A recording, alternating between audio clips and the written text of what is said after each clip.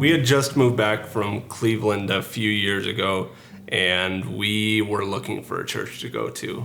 I wanted my wife to say something first so I could feed off of that reaction.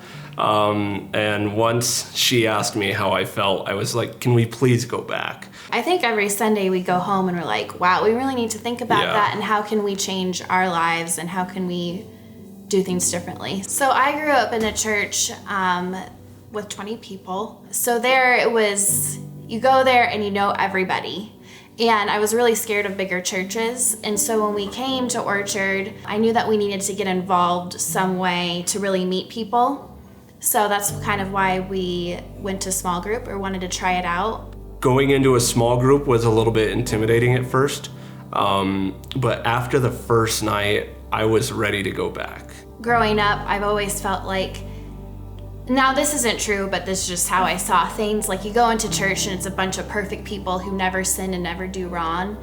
And it's so great to have small group because it's a lot of imperfect people coming together. I think it was after our first or second week, we had put a prayer request out there, and someone from our group texted us both and actually reached out and said, hey, we're praying for you guys this week. We had no idea that they were thinking about us, but it was yeah, that was powerful.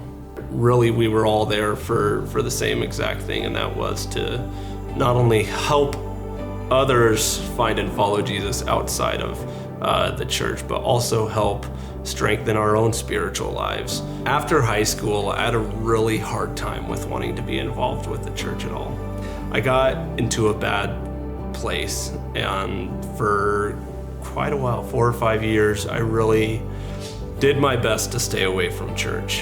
And I would find myself going to church at times when I was home from college or when I was visiting people. But when I went to Orchard, I actually wanted to go back.